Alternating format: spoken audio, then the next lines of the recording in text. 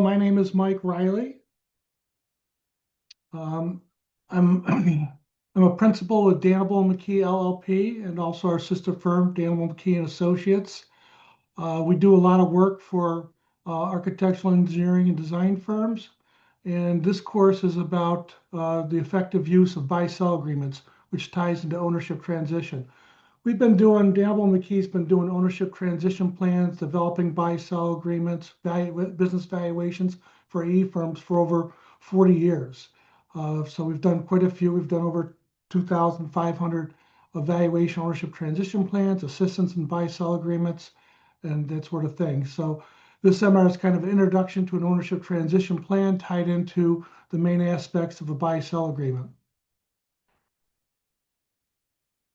And this is a logo here for our DM Consulting Group. We usually do it through, we have a CPA firm that's about a 130 person CPA firm, and then the consulting group's about 25 people essentially, which is a sister firm. Okay, so let's get into buy-sell agreements. What are the reasons for buy-sell agreements? As you can see on this slide here, first of all, feel free to ask questions. I'll try and answer them on the fly. And if we don't get to all your questions, you can always save them in the chat box, and then I can respond to them after the webinar.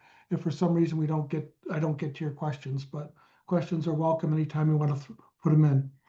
So you can see here the baby boomers big issue right now. Baby boomers, there's 78 million, roughly about 80 million people in the U.S. born between 46 and 64. And starting in January 1st of 2011, 10,000 baby boomers were reaching retirement age 65, which is going to happen for at least a 20-year period. So we're already well into that process. Approximately 9% of the baby boomers are business owners, and as a result, about $7 million baby boomer companies are estimated to be transitioned during that period. The Exit Planning Institute has projected over the next 12 to 15 years, more than 8 million of closely held businesses will be sold. So it's a pretty big topic now with the baby boomer generation with ownership transition. As you can see, and PwC, PricewaterhouseCoopers, did a study in 2021, updated its family business survey, and surveyed like 3,000 closely held owners and managers. That survey indicated that only 30% of businesses, this is in 2021, only 30% of the businesses surveyed had a robust succession plan in place, which was documented and communicated. Now, this is up from 15% in 2018. So a lot of businesses were not really prepared in the early years, 2018 and prior. Now you can see it's up to 30% in 2021. And according to its PwC's Global Next Gen Survey in 2022, the number doubled again to 61%. So that's pretty impressive that business owners have started to get on board, recognizing ownership transition in one form or another, whether it's external sale or internal sale, has to be addressed. Companies that have a buy-sell agreement are really important.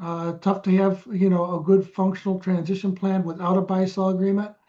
And we recommend that you have your buy-sell agreement at least reviewed on an annual basis. Laws change, situations change.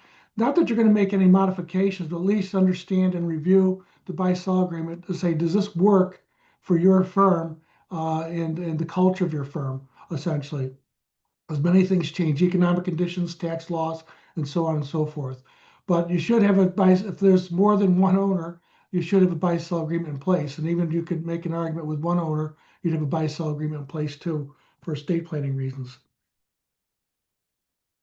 The components of a business succession plan looks like this basically, where you've got a business succession plan that's centered around ownership transfer, where the ownership transfer portion, you look at valuation, structure and funding, the buy-sell agreement, leadership development.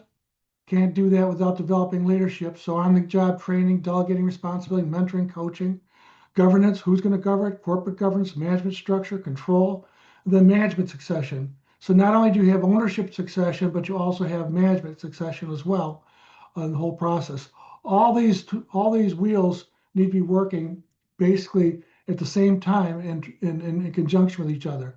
essentially. So you can't just say, we're just going to do ownership transition and not have anybody to transition it to. You have to have proper leadership, governance, and management succession. That's the framework of a business succession plan. To have a successful ownership transition plan, it really is a team sport. We recommend your CPA is involved, an attorney, financial planner, potentially insurance agent, and a valuation expert. And I would probably add on to that, the valuation expert, could be a valuation expert and an ownership transition expert. That's what we do. We actually do both the valuation and ownership transition portion. And we work closely with your CPA firm and your attorney as well. And if need be, your insurance agent or a financial planner. So the team sport, like to get everybody involved. Different experts will have different responsibilities in the transition process. The way we do it, a lot of times we'll get hired and we'll do the transition plan, the valuation work, and um, and we'll do all that. Coordinate that with the CPA and the attorney and so forth. We're kind of end up being the coach. Got a question? Are the slides available after the webinar? Yes, they are. So we can send you the slides. I think we sent out the slides to everybody anyway that are on it, but yeah, but they're available. Just gotta call in or let us know who you are, and we'll do that.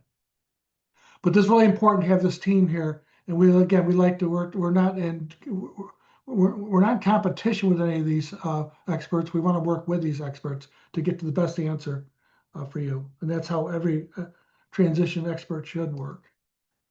So the internal transition process is basically we look at it as like a three-phase process. One, valuation. You want to establish the current value of your company. It's important. Very tough to transition your ownership without knowing what the value of your firm is. So you do a normal valuation. You establish the current value of the company. It aids in projecting the value over a term. So you look at here's where we are now. You might project where you're going to be in the future from a valuation perspective.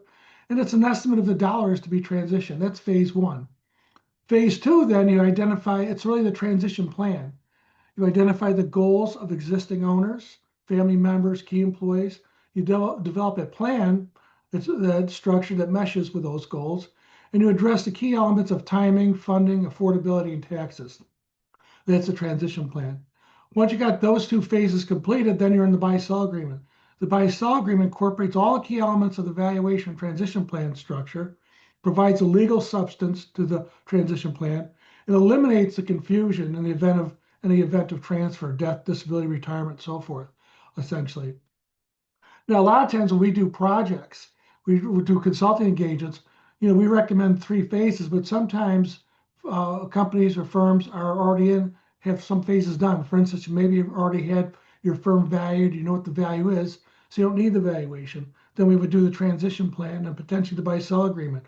Or maybe you've got the transition plan, you know what you want to do, but you need the firm valued. So you might just do we might be involved in the value. And sometimes we're just involved in the buy-sell agreement, essentially. With respect to the buy-sell agreement, we work closely with your attorney. So we establish a buy-sell agreement. A lot of times we'll draft the buy-sell agreement. We'll put the major provisions in there that we think should be in there from a transition standpoint. And we'll work with our attorney to make sure all the legal requirements are met, because in each state, the buy-sell agreements can be different. So we want to make sure your attorney's heavily involved in that. But usually these three phases, however you get there, you're going to have to go through these three phases to get to a final buy-sell agreement. So internal ownership transition plans. When owners of closely held companies approach retirement, they're often asked certain questions. Who should be admitted as a new owner? What percentage of ownership should I sell? When should I retire? Where will the funds come from to purchase my ownership interest? Why should I sell my interest and relinquish control of the company? And how should the sale be structured? And with a proper transition plan, you can address all these questions, essentially. So, for instance, one of the bigger concerns are usually when we do our full ownership transition seminars, which is a day-long seminar, it goes through valuation, ownership transition, buy-sell agreements. This is kind of one segment of that seminar. People ask, well, I'm not sure I want to sell right away. I'm not ready to retire. And if I sell below 50%, then I'm going to lose control. Well, if you structure a proper transition plan, you can structure it where you can sell the equity of your firm, but not necessarily give up voting control. So you might sell 90% of the equity of your firm, but you might still maintain 75% voting control. And especially if it's being self-financed, ownership transition, generally you want to maintain voting control until most of your payments are made and so forth. So we can address those issues, and address when you should retire and all that sort of stuff. So a transition plan, a buy-sell agreement doesn't mean that you're retiring. It means you have a plan in place in the event there is going to be a transition, whether it's death, disability, separation of service, or whatever. You're trying to get a plan in place so that you have a smooth transfer of ownership down the road. So really, the long-term strategic ownership plans are designed to answer those questions, which I mentioned, and also each company and firm is unique. So say, what is the best ownership transition plan? If there's one best transition plan, we just have a couple slides. And here's what you do: do a cross purchase, do a redemption, whatever the case may be. You really have to look at the firm, the culture of the firm, and what you want to accomplish in structuring your transition plan. So there's really not a standard ownership transition plan for everybody. So the buy-sell agreement. The buy-sell agreement is a mandatory step to the um, mandatory step in terms of the ownership transition process. You're really adopting a comprehensive agreement among the shareholders. It's often referred to as a buy-sell agreement. And when I say shareholders, I'm going to use that term, as a normal term. But if you're a limited liability company, it might be members, or if you're just a partnership, which there aren't many general partnerships around, because they don't have limited liability, you're considered a partner. So you might be a partner, shareholder, or member. So if I use the word shareholders, I'm really referring to members of an LLC or partners of a partnership as well. All all three entities, corporation, LLC, and partnerships, all of them require or should have buy-sell agreements. And when I say corporations, that means regular C corporations and S corporations. So that's the first, you got a buy-sell agreement.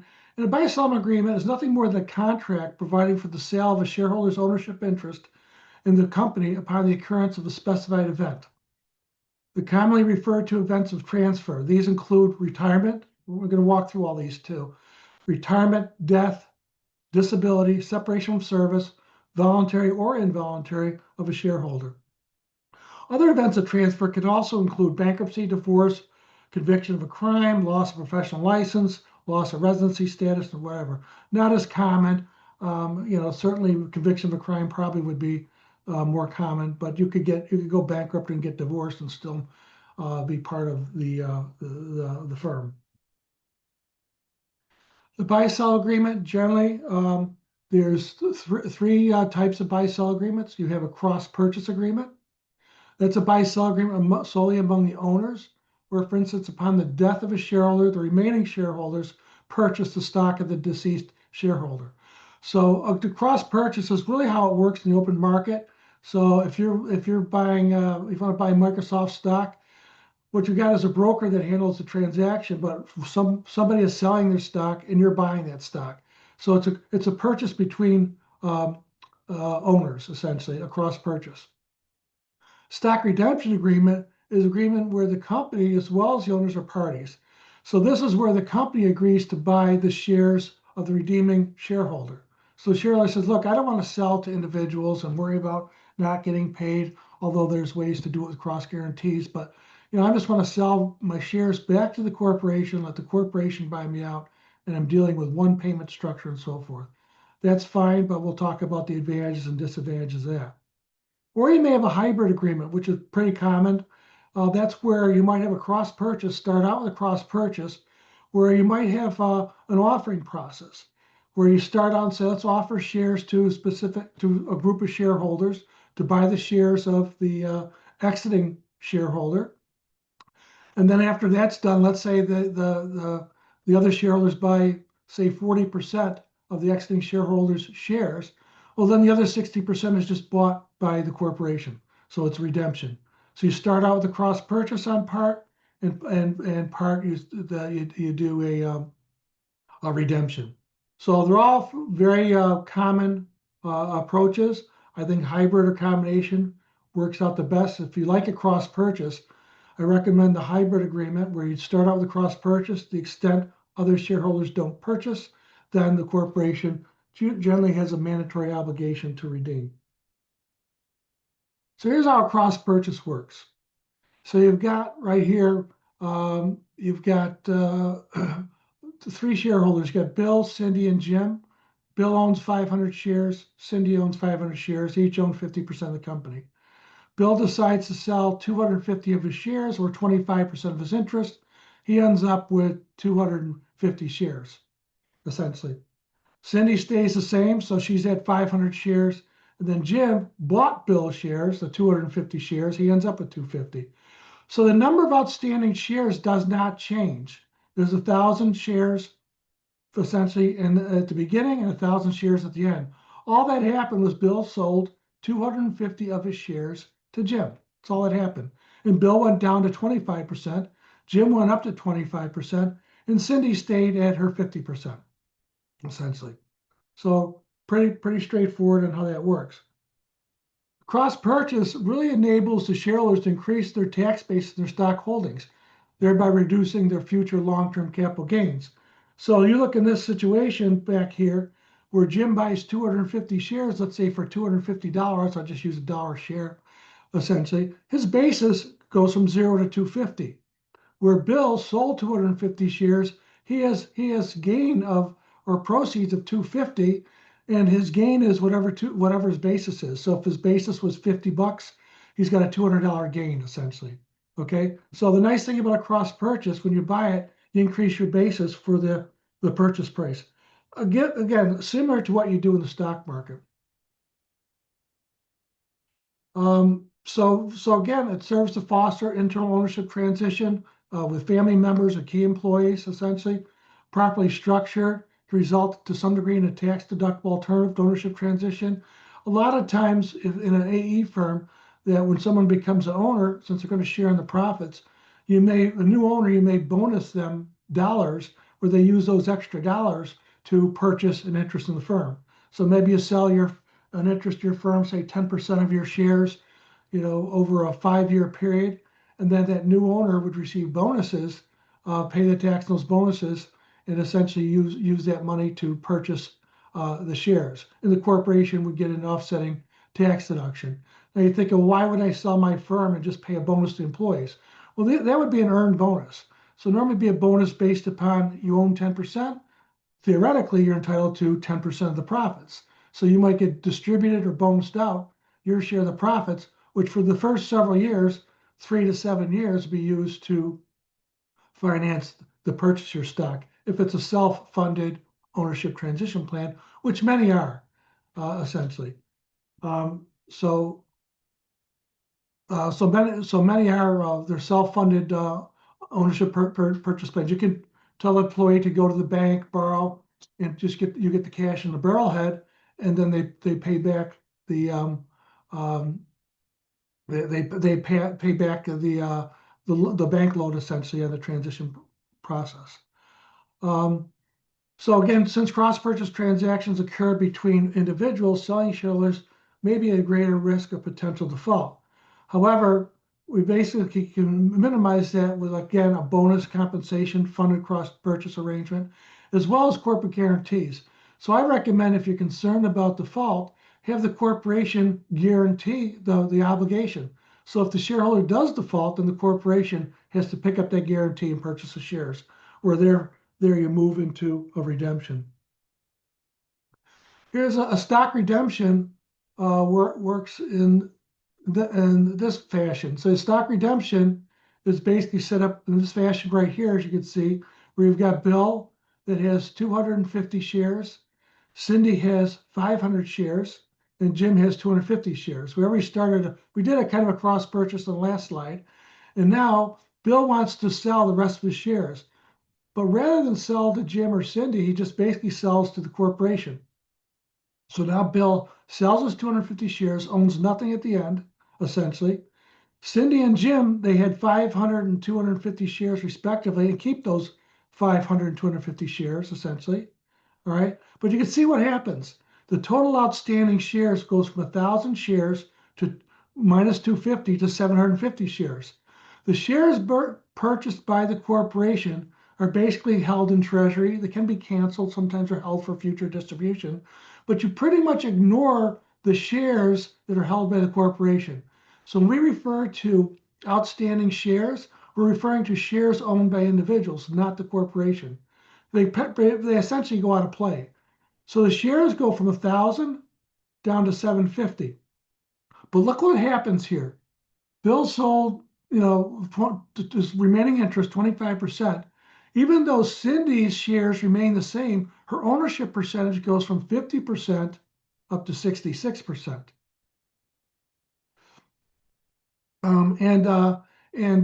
Jim Collins goes from 25% to 33%, essentially. Okay, so if you look at the got a question here, I'll answer in 1 minute. So Cindy goes from down to up to 66%. This may not have been the intended result. Do we really want Cindy to have control of the corporation? So we have to be careful we go through a redemption that we might have wanted to do a little bit more of a cross purchase here. So at least Cindy didn't go more than 50% of control here. This might have been what was intended, but you want to make sure that essentially that's not what you intended. So you have to be very careful with redemption, essentially, because now if Jim is going to buy out Cindy's, where he thought he was going to buy out her 50%, now he's got to buy out 66% in the future, essentially. So you really want to plan it so that when you do redemption, that you look at the end result. How does the share ownership work out when the redemption is done, essentially? And sometimes you do, you might want it to work out where Cindy owns 66% in this case, essentially. But if you want her to own less than the 66%, then you would have done a little bit more cross purchase to Jim to get it to a lower percentage. Okay, and there was a question about the tax deductible aspect of a cross purchase. That's a situation where, again, a lot of times you'll get a tax. It's kind of tax neutral, so you'll pay a bonus to the purchasing shareholder. Purchasing shareholder pays tax on it, but the corporation gets an offsetting deduction, essentially. So when you look at the two parties together, it's tax neutral. One pays tax, the other portion, the company saves tax. So if you didn't want the shareholder to even incur the tax and the bonus, you could kind of gross up the bonus to cover his or her taxes, and the corporation would get an offsetting deduction, essentially, so that effectively it could be fairly tax neutral on that situation. Whereas the redemption, the corporation is purchasing it. And you'll see that in a minute. So in contrast to a cross purchase, the remaining shareholders do not get an increase or step up in the basis of their stock. So remaining shareholders do not get a step up or in the base of their shares, even though the ownership percentage changes. So look at this example here. Cindy, her stock basis, let's say it was $500. It stays at $500. Okay, even though our ownership goes from 50 to 66%, because she didn't buy any more. Jim, he bought his shares for 250, it stays at 250. Okay, so there's no increase in basis. Whereas if they did a cross purchase, if Cindy bought 16.67%, her basis would increase by purchasing that.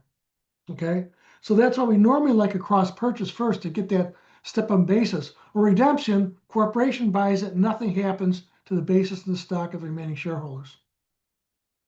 So everything being equal, the remaining shareholders are in the same economic position before and after the redemption.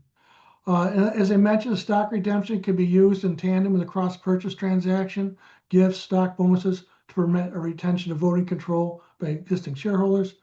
By themselves, a stock redemption generally does not foster ownership transition, as new owners are not being added to the company, as like gifts, cross purchase, and so forth. And stock redemptions are not tax deductible, which creates a significant tax disadvantage when compared to other ownership transition vehicles. Now, I got a question here. In a stock redemption, can the stock be held as treasury stock so it can be sold to a new owner in the future? Yes, and that's normally what happens. The stock is held as treasury stock. You have a choice of just canceling that stock, but why? You don't need to. Normally, you just leave it there, and then you might issue it in the future to new shareholders. So take the scenario here where this 250 shares is held in treasury, okay? Well, then you might take these 250 shares and issue them to, let's say, Dave, a new shareholder. And now you'd have 1,000 shares outstanding because the 250 comes out of treasury and it's issued to the new shareholder. So generally that's what happens. Redemption, the stock is redeemed, and then a lot of times you hold on to it to issue new shares in the future. Yeah, there's a stock issuance, which so a lot of times you'll do a stock issuance. I don't have a slide on that, but stock issuance works in that fashion. Or sometimes you may have the corporation just issue shares to the new shareholders, okay, out of treasury, or even newly issue shares, and then the purchasing shareholders, they end up purchasing the shares right from the corporation. So it's the exact opposite of a redemption.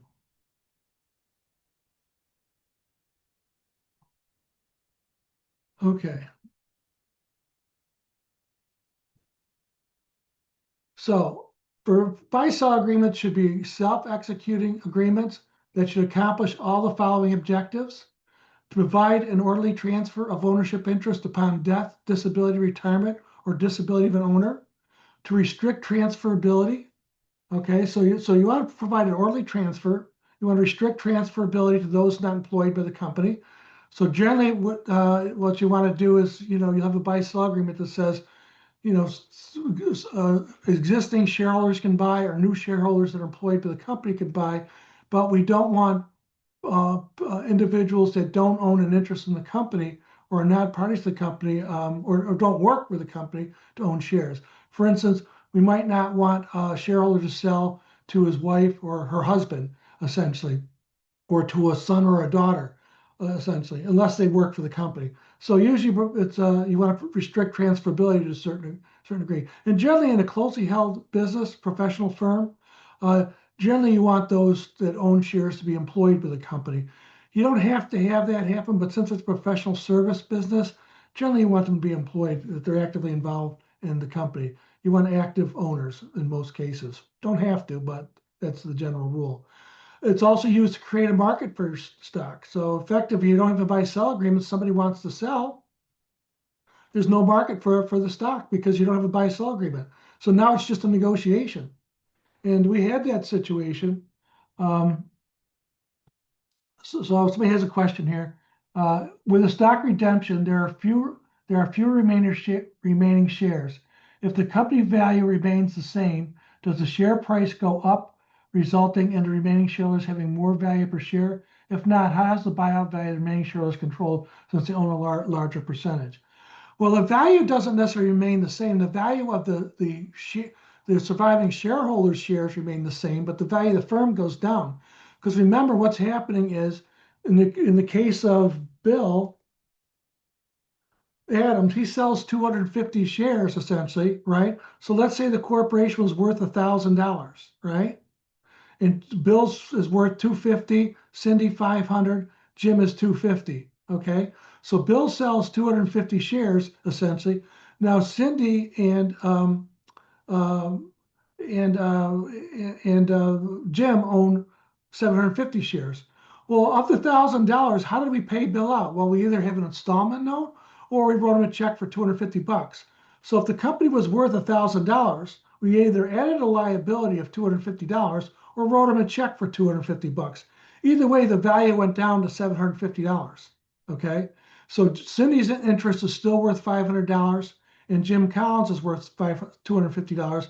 So the value drops to 750, but the remaining owners, their share value stays the same, essentially. Okay. So creating a market's extremely important. I had one situation in Pennsylvania. I worked with an AE firm, and they didn't have a buy-sell agreement. And we got involved and said, "Gee, you really should have a buy-sell agreement." Says, "Now we don't believe in them. We'll just negotiate among ourselves." One of the shareholders decided to leave, tried to negotiate a price, and they were unwilling to pay him the price he wanted or anywhere near that price. So this individual went and put us, at that time, we didn't have eBay and all that. He basically advertised his shares of XYZ engineering firm in the local paper. Kind of embarrassing. So the firm decided that maybe they ought to create a market and do a buy-sell agreement. It's fair to everybody. And why would you want to buy in a firm if you don't know if you can't exit? So if you're a shareholder buying in at 2%, 5%, you want to know, how can I exit? Let's say I have to move. My wife gets sick, my husband gets sick, have to move to a warmer climate, whatever the case may be, for other reasons. And now you have no way to sell your shares because you have a buy-sell agreement, or you're subject to the whims of the remaining shareholders. So it really creates a market because it specifies a purchase price and so forth.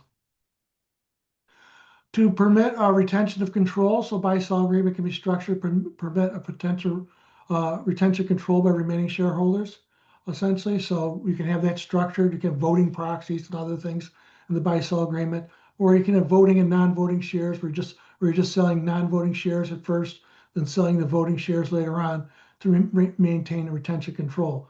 Like the example I mentioned at the beginning, whereas let's say you sell, you go through a transition plan where you gradually sell your firm. And let's say you end up selling 75% of your firm, or you own 25%. You might not want all that to be voting shares because now you only own 25% of a vote and 25% of the firm.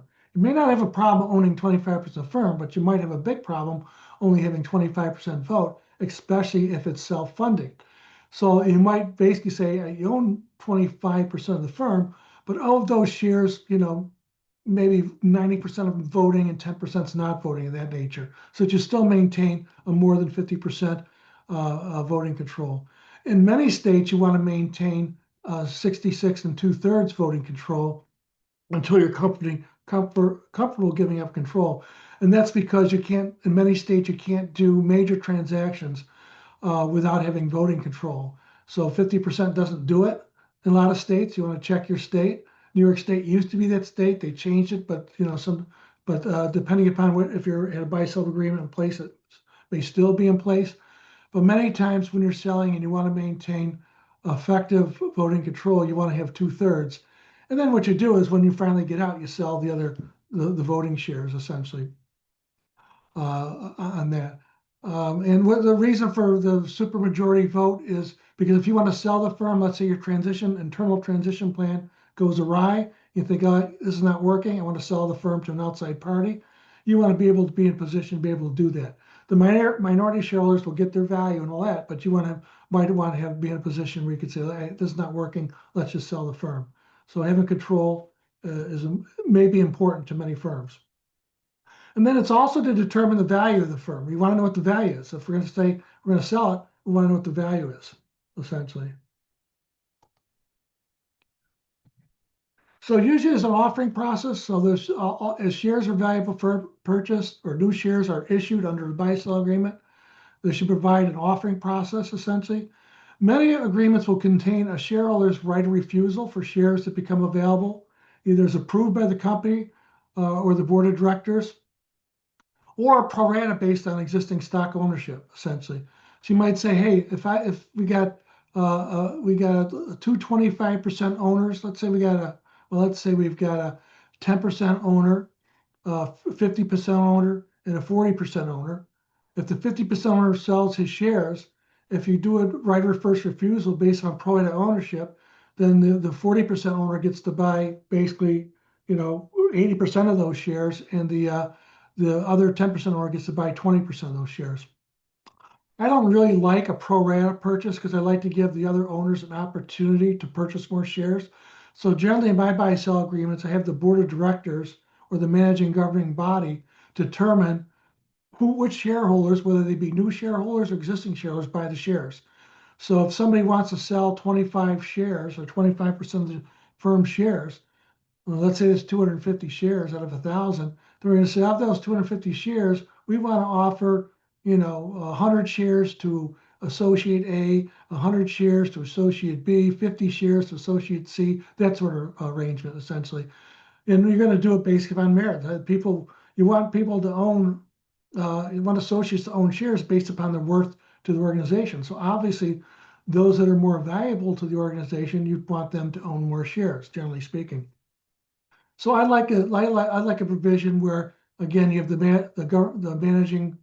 governing body or the board of directors, let's say, that basically determine who buys the next round of shares when somebody wants to get out.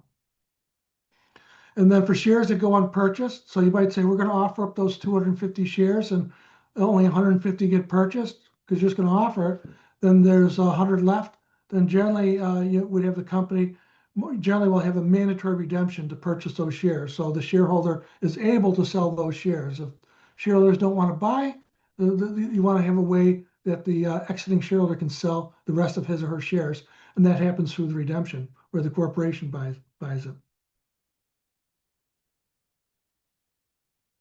Okay, and I just mentioned about first right of refusal.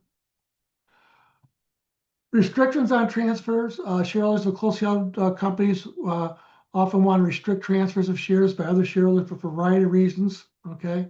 Because they want to know who they're investing with, essentially. So generally, you want to have restrictions saying who can buy. And generally, you're going to say it can only be bought by an existing shareholder or an employee of the firm. And then if a new shareholder is to come in, you have to be voted on. You have to say, yeah, we're going to allow that shareholder to come in. Let's say you're an AE firm and you want to get some talent from another AE firm. And you say, look, we want you to come with our firm. I say, well, I'm not going to come in unless I get ownership. And that person's a known quantity, you know the reputation, and so forth. You say, okay, we'll offer you a 5-10% ownership. Essentially, they're not an existing employee or an existing shareholder, but you want that talent, so you offer ownership right away. Generally, there's a courtship. You might bring that person in for a year, then offer them ownership a year down the road to make sure that the marriage is going to work. Generally, the owners prefer to have their ownership rest if it's a family business, not with a family or of individuals who are taking the active part of the business. Generally, in AE firms, will talk about active employees in the business. Professional companies in general, they generally agree and adopt a criteria for ownership that provides a roadmap for individuals to develop their technical expertise and marketing expertise and so forth. So generally, you go through the process, and just like when you do your performance reviews and so forth, people will ask, "Is there an opportunity for ownership in the future?" And you'd say, "Yeah, there is. Hopefully, there is." And but you establish criteria. What do they got to do to become an owner in the firm? And once they meet that criteria and so forth, then they're offered shares in the firm. So there's that carrot at the end. There's that carrot at the end there. Okay. Um, so okay. So then we got restrictions on transfers include conveyance of shares to individuals outside the scope of their agreement to typically include a pledge, mortgage, so on. That's fine. Okay. So buy-sell agreement, the valuation. So generally, there's 3 different methods in the valuation. You want to have the valuation because you want to know what the price is. Okay. So you have a fixed. You can have a fixed price. So generally, and I see a lot of agreements like that. They put a fixed price in the agreement. We're going to sell our shares for $100 a share. Okay, then we came up with a price. We did a value, and that's the price. Or you can have a fixed formula that says, okay, each time we enter into an event of transfer, or potentially each year, we run the formula to see what the shares are worth. Or we have appraisal-driven type of formula. That means every time we have an event of transfer or each year, we have an independent appraiser, somebody like me, that comes and values the firm. We like those the best. Those are not the most cost effective. So I would recommend normally a fixed formula. And so the advantage of a fixed price agreement, easy to understand, easy to execute, very low cost to put in place. Disadvantage, proper price only one instance, maybe. Determination of the fixed price, usually an independent appraiser does it, or maybe you do it at the back of an envelope. The relevance on a go-forward basis, given economic climate, growth, and a host of other factors impacting the valuation of the business company. So that's a disadvantage. And I've seen a lot of agreements where people do not look at their agreements on a continuous basis. And therefore, there's a price in the agreement from 10 years ago. So we have the price in the agreement, $100 a share. And now we got to exercise the agreement. Now it might be worth $1,000 a share. It's fixed at 100. So the person selling ends up being shortchanged. So a fixed price is okay if you're going to fix it each year, but it means you're going through some sort of process to determine that valuation, whether you're doing it internally or you're just back of the napkin or whatever, but you should at least change that fixed price each year. Just don't leave it stagnant. So a formula agreement can be incorporated into the agreement. Easy to understand, easy to execute, reduces but not eliminates opportunity for manipulation. So generally, you want to put in a formula right in the agreement. That's the normal type of buy-sell agreement that I put together. or I'd like to have a formula in place. So a lot of times we're hired to do a valuation, we'll do the valuation and we'll turn it into a formula essentially that they can use on a go-forward basis. And generally speaking, the formula, we're not really talking about valuation here, but the formula generally would be the adjusted book value or equity of the firm on an adjusted basis, the accrual basis equity of the firm, which means it includes receivables, work in process, all that stuff. We look at so I would call that the liquidation value. We call it the adjusted book value. So we take the adjusted book value of the firm for the minimum floor value plus a goodwill value equal to 3 to 4 times average after-tax earnings, something of that nature, and put those two together. And so each year you have a new book value because you look at the balance sheet at the end of the year. So in December 31st of 2024, you'd have a book value or equity of the firm. 2025, you'd have a new book value equity of the firm. So that's self-moving. Okay, so it changes as time changes. And then the earnings, you usually look back the last 5 years in my formula. So you might say 2024, you're going to take 20, 21, 22, 23, take those 24, take those 5 years of earnings, average them in some fashion after you make certain adjustments, and then use a multiple maybe for 3, 4, or 5, depending upon a lot of factors in the firm. Next year, on 25, at the end of 25, you would take 21, 22, 23, 24, and 25. So it's a self-moving formula for the goodwill, essentially. Again, that's just one formula. There's a whole bunch of different formulas you can utilize. Essentially, it's one that you feel comfortable with. But when I do a valuation process, I usually incorporate into a formula so that you can use it in your buy-sell agreement, and you don't have to hire me to do it every year. What a lot of firms do is they say, good, we'll run the formula each year, but maybe every 3 years, I want you to independently run the calculation to make sure we're on track, essentially. Because obviously some of the adjustments you make in the formula, a lot of it's can be a little subjective, and even though a lot of it's objective and so forth. But it's a lot better to fix price. Disadvantage: how is the formula determined? Independent appraisal or appraiser, or the back of the envelope. I'm recommending probably an independent appraiser doing it. Don't have to, but at least to develop your formula. And the relevance on a go-forward basis, again, is the formula still makes sense going in the future, essentially. But the formula works pretty well. Appraisal-driven agreements, the reflective of the current value of the company given the current market conditions, eliminates arbitrary valuations when appraiser is independent, credible results. Obviously, the disadvantages is timetable and cost, inconsistency in approach and the methodology. So if you're using one appraiser one year and another appraiser next year, you might find that the next appraiser uses a different methodology, and you might not like that. You might like the methodology that was used in the past. So generally, if you like the appraiser, you'd stick with that appraiser. Don't have to, but you might find differences in methodology, which might cause a problem among the shareholders. You'll say, wait a minute, we valued it under this approach the last time with the last appraiser, and now it's under a new approach. I didn't expect that when I bought in, blah, blah, blah, blah. Requires some management input, thought, and discussion, essentially. So appraiser-driven agreements are great agreements and so forth, but generally not, you don't have to do it. Now, if you do have an employee stock ownership plan, so if you're a corporation with an ESOP, employee stock ownership plan, you do have to have independent appraisal every year. So that's the one time you do have to have an independent appraisal. And if you're valuing your stock for state or gift purposes, then you'd want an independent appraiser, because IRS wants fair market value done by an independent appraiser, essentially. But for normal ownership transition, you don't have to use a appraiser. You can use a formula approach or a fixed price approach if you want. But I would recommend probably getting an appraiser involved, at least at the beginning. Up to you. This summary of required elements in a buy-sell agreement. The purchase obligation on death. There should be a mandatory purchase obligation by the corporation or the remaining shareholders. Price will be determined under a formula set forth in the agreement. And if local law prohibits a corporate purchase, shareholders should have the obligation to purchase. Sometimes local law looks at surplus, retained earnings. Says if a corporation doesn't have enough surplus, it can't go through redemption if you choose to do a redemption, and then the shareholders would have to be purchased in that, do a cross purchase in that case. Very kind of uncommon though. Option upon voluntary transfer. So if shareholder desires to transfer his or her shares, he should be required to offer it to the corporation or the remaining shareholders.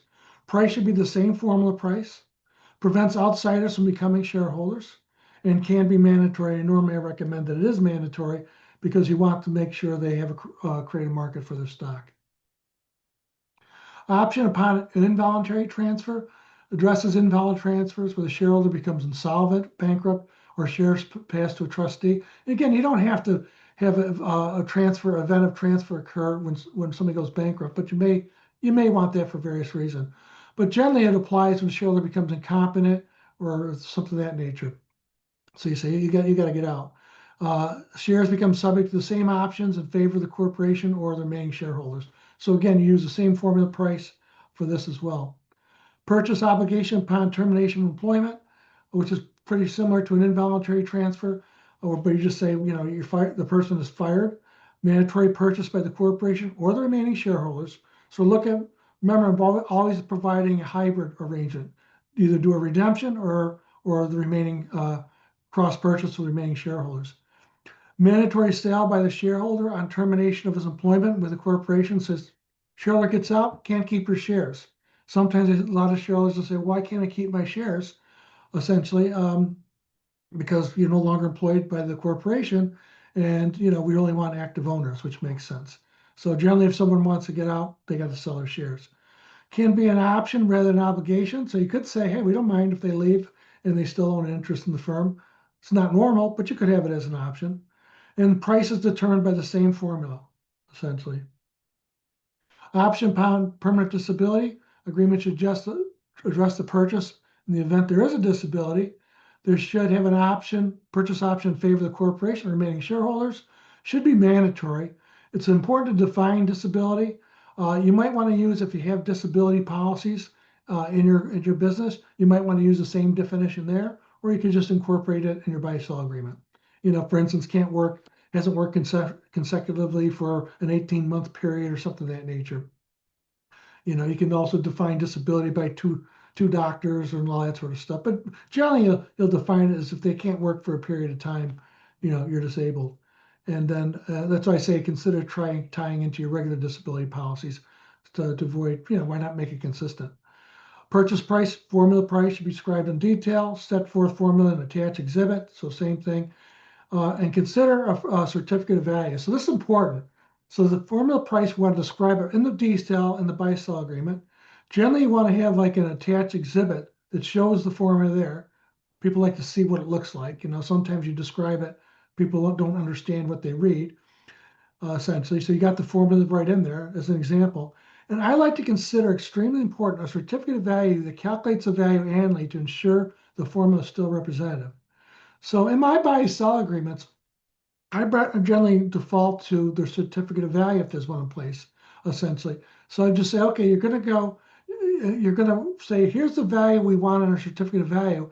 And generally, you're going to use the formula to follow that. Now, that doesn't mean you can't use another value. You might say, okay, I usually have 9 months of backlog, but now we have 3 years of backlog in this given year. We think the value should be higher than the normal formula value. So we're going to bump up the value another 50% or something of nature, and you agree on that. You can just incorporate that in your certificate of value. But generally speaking, you're going to follow the valuation formula, and then you're going to take that valuation formula, run it, all the shareholders review it, everybody agrees it's fine, then you incorporate that in their certificate of value, okay? And you use that value for the ensuing year.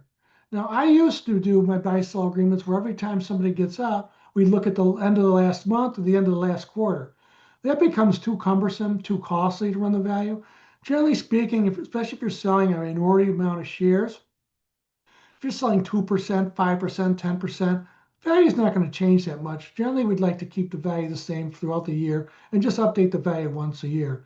Now, if you've got a shareholder selling out 75% or whatever, maybe you want to do a valuation mid-year to get the right number. But generally speaking, you would do the valuation once a year. Don't have to, but that's what I would normally recommend. The nice thing about doing a valuation and incorporating it in a certificate of value once a year is you're doing it when you're all buddies and friends. So down the road, 6 months down the road, if there's, shareholder leaves, there's a dissenting shareholder dispute, a shareholder leaves, essentially, then we've already determined the value. There's no argument. The value is already incorporated in the certificate of value. We don't argue the valuation approach. We've already agreed on it. Okay, so there shouldn't be any litigation, essentially. And even if a shareholder gets divorced or whatever the case may be and needs to sell some of the shares to fund the distribution to the spouse through the divorce, then, again, the spouse may want to argue the value was, arbitrarily lowered and so on and so forth. Well, if you have a buy-sell agreement that has your share value already determined, or certificate of value, it's already established. Or on a death situation, the spouse always thinks the company, their husband or wife shares are worth more on a death. Always think that way. So if you have a certificate of value, it already spells that out. There's no argument there, essentially. So it really eliminates a dispute by having a certificate of value that you fill in. It's just a little certificate that you fill in the share value each year, whether it's determined by a formula, back of the envelope, however you determined it, and everybody agrees on that value, essentially. Really important point. Payment of the purchase price. So the payment of the purchase price is okay. Agreement must provide for the mode of payment, purchase price. The payment of life insurance proceeds should be used to pay down the purchase price balance due. After a payout of the insurance proceeds can pay out in cash or promissory note. Note should be attached to the exhibit, and then the note should specify the payment amounts, the due dates, and so on and so forth. All right, so essentially you're going to have, if it's funded by life insurance, generally you would put the life insurance, usually would pay out the life insurance proceeds first, and then you either pay out the balance in cash or usually you do a down payment and the balance due over a period of time at a specified interest rate. And generally you're going to use, what interest rate you're going to use? I like to use the federal applicable rate, generally the midterm rate, and that's published monthly by the IRS. It's really the minimum rate that the IRS requires you to use in buy-sell transactions. It's published monthly, essentially. So I normally would recommend using the federal applicable rate. Okay. Okay. So that's, again, that's published monthly by the Internal Revenue Service, and that's what I would normally use. You can use any rate. You can tie it with prime or something else. That's fine. Whatever. And generally, the buyout period, generally 5 to 7 years, could be 3 years, but usually 5 to 7 years. And generally, I would have the payout monthly or quarterly. Depends what you want to do. Annually, probably not. Probably monthly or quarterly. Want to specify the dates of closing? I don't know how many agreements I've seen where they haven't specified the date of closing. Everything's in there, but you don't say when's it going to close. So a shareholder dies, you need to say we're going to do the closing within 90 days, something of that nature. Okay, and then make sure the redemption takes place after the purchase of shares by remaining shareholders. That's generally what happens. You want to avoid dividend treatment, but that's sometimes a redemption, if it's small number of shares, can be considered a dividend, but generally not if you're redeeming all the shares. You want to have a legend on the certificate, so prevents the transfer shares to a bona fide purchasers free of terms of the agreement. And what I mean by that, you basically have a legend on the certificate that says these shares are subject to the XYZ Engineering Company buy-sell agreement. Because I've seen situations where shares were sold to outside parties and there was not that legend on the certificate. And those shareholders, the new shareholders that bought the shares, they had rights. Generally, they had to transfer their shares back and all that sort of stuff. But they have rights. It becomes very complicated. But if they're getting a certificate that says this is bound by an XYZ shareholder or XYZ Engineering Company buy-sell agreement, you better read that agreement, because that agreement is going to say it restricts it to existing employees or approved new shareholders and so forth. So it's kind of really important to have that legend on the certificate. The termination or amendment and the need to terminate the agreement or amend the agreement, you want to have that in there. But you want more than a 50% vote. Generally, if you want to amend the agreement, I recommend maybe 75% or more. You don't want to be willy-nilly about changing your agreement. You want to think about it on the front end and then change it potentially in that case. And then obviously you may terminate in the event of bankruptcy, dissolution, and so forth. You want to provide for the purchase of any insurance policy. So it might be insurance policy on shareholder A. You might So let's say they leave the company, you might want them to allow them to purchase their insurance policy because no longer needed and so forth. Insurance, list the policies as attached exhibit. Uh, in the case of a corporation, it should not be obligated to continue the policies in force. So I just said like you could cancel the policies afterward if there's a voluntary, a non-death departure. Individual shareholders should be obligated unless the parties consent to change. And key man insurance should be considered. Now, a lot of people think they need both a key man policy and a buy-sell policy. You can use the same policy. So let's say shareholder A has a policy for $1 million. You might say, we think that person's approximate value is $600, 600,000. So we're gonna take that one insurance policy and earmark $600,000 for buy sell and $400,000 for key man. What that means on his death, his or her death, the $400,000 goes to the corporation to replace the key person, and the $600,000 goes out to the shareholder's estate or heirs to buy out the shares, essentially. And as the share value increases, you can change that exhibit to say, of that $1 million, now we want $700,000 for the buyout and $300,000 for key man. Key man is less important as time goes on because you get more people involved and taking greater responsibilities and roles and so forth. So nice provision to have this exhibit attached to your buy-sell agreement, make it really flexible so each year you might modify how you bifurcate the buy-sell insurance along with the key man insurance. Escrow accounts, basically what you're doing there is you want the shares with your attorney or financial institution. You don't want to hand out the shares to the shareholders because they tend to lose the shares, and you don't want lost shares out there in the hands of the wrong individuals.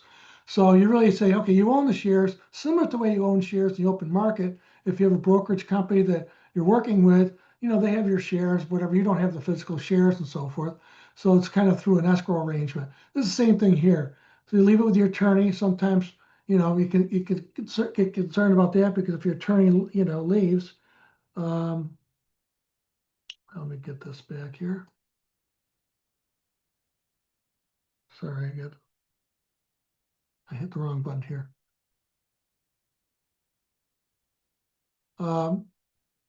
Essentially, or they can maybe not be able to find the agreements and so forth. So it could be in a safe deposit box or whatever, where the corporation maintains. But I would not give the shares to all the existing shareholders.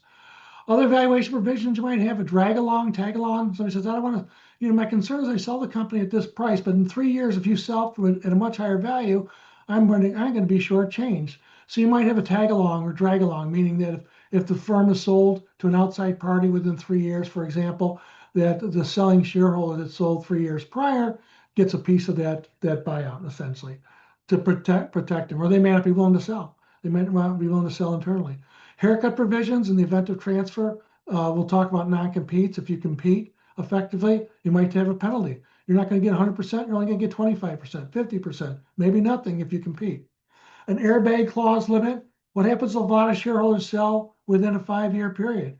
Well, then you might say, even though we're going to sell the shares over 5 years, we can't afford to buy everybody out over 5 years. So shareholder A sells and shareholder B sells the next year and so forth.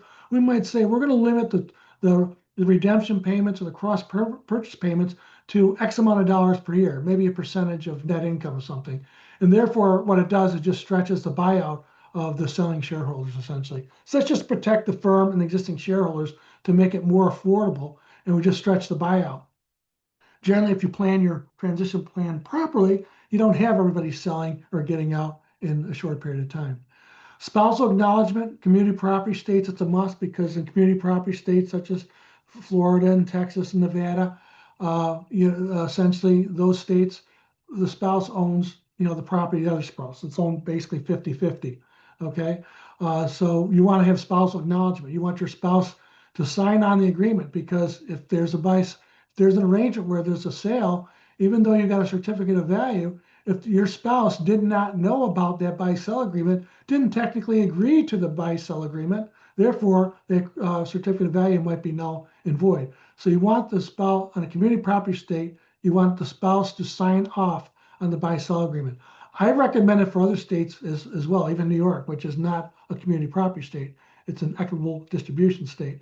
And a lot of attorneys will disagree. If you don't need it, why do it? why not have your spouse sign off of it? So again, there's less litigation down the road. You die and your spouse says, well, I didn't ever saw the agreement. How do I know, if this is valid? And he or she tries to fight the formula approach in the agreement. If they signed off on the buy-sell agreement, they do know about it. So I like the spousal acknowledgement. Covenant not to compete, basically, just to wrap up here. Um, a non-compete clause is a term in the contract, basically just says you get out, you can't compete, essentially. Companies require shareholders to sign non-compete in order to maintain a competitive edge in the market. I recommend to have a non-compete agreement or covenant not to compete. Some states are very strict, don't allow it. There was a law that was tentatively passed to disallow non-competes or make them more restrictive. That's gone by the wayside as a regulation. But New York State's tough on non-competes, not so much with owners, more so with employees. But basically, what you don't want to do is say, look, you compete, we're working, and you go out and you sell your shares. And while I'm paying for those shares, the corporation or other shareholders, you go next door and compete and steal clients of the firm. I'm paying you to steal my clients. We're not going to do that. We're going to charge you a penalty or maybe not pay you at all, essentially. And generally, the non-compete clauses will have a time frame. Usually it's 3 to 5 years. The shorter the time frame, the more it's held up in a court situation. Geographical area, maybe within a radius of 100 miles. You start to say like at 500 miles, 1,000 miles, it usually doesn't work. And then the conduct employment with respect to the shareholder is restricted. What can they do? Can they practice, let's say, architecture, but let's say they're practicing for a privately held company and they're an architecture for, or that nature. So, or they're working for government, let's say, or they're, essentially, so they might be able to get a government job and so forth. So generally, you're going to have a provision you can't compete in the same business, but more importantly, you're going to say you can't compete and steal the clients. So you may say you can never steal any client that we worked on or the firm worked on while you're employed by the company, regardless of where you go. So if you're in New York and you move to California, let's say, hey, you're out of the geographic area, but you can't work for a company that we previously worked for, especially now since we're in such a remote environment. Those agreements are being held up more than they have in the past. So generally, you want to strict, can't work on any clients at all that we worked on, and then also you might want to restrict it to also a geographical area within the offices of all your offices, essentially. So you got an non-compete basically. So it's really, to protect. Yeah, so I just mentioned what these provisions here. Generally, they're determined by state courts. So a few states they're unenforceable. New York State just favors non-compete agreements. You can see it here. Each state's different. You're certainly got to check with your attorney, essentially. Again, most courts determine its reasonableness on a case-by-case basis. Essentially, only if it's no greater than required to protect the employer's legitimate interest, does not pose undue hardship, does not cause injury to the public, and is reasonable in duration and geographic scope. Those are the four major provisions that most states try and adopt. The other thing with non-compete, you might also want to have non-solicitation as well and a confidentiality clause. So you don't disclose trade secrets or you don't solicit employees. The non-solicitation is more just as important as non-compete, I think, that you don't steal employees and so forth. So usually all those three, confidentiality, non-solicitation, non-compete, essentially. And even if your state is tough on it, I would still recommend a non-compete, at least as a deterrent. Even if you don't win on it, again, it serves as a deterrent. And you can have all sorts of penalties and how you do it. It's really an individual preference all over the ballpark. You can do a 25% haircut and say, we're not going to pay you anything, 50% haircut, do a whole bunch of different things. Okay, so corporate governance can take place in the form of board of directors, executive committee, management committee. So you're going to have a governance committee. Whatever the structure of the company's governance will play an active role in major decisions, and the corporate governance need to be incorporated in other corporate documents. So you're going to have, like I mentioned, a board of directors and so forth on that. So that kind of wraps up the webinar. If anybody's got any questions, I'd be happy to answer them now. Stay a little bit to answer them, or if not, you want to submit your questions. I can answer the questions, later on. We can submit them because we do track these questions as we after we close. Okay. got a question. Do you create a new certificate of value annually just to have on record? Or should there be an ownership transfer? No, you should do a certificate of value each year. I recommend that you value your firm each year or come up with a value, and then you incorporate that in your certificate of value, regardless if there's a transfer. So you update, everybody wants to know what the value is each year. And then in the ensuing year, if there's a transfer, then you use that value. But you should value it each year. You don't want to wait till there's a transfer because that can be subject to some sort of dispute or whatever the case. You can argue the valuation formula, whatever the case may be. Any other questions?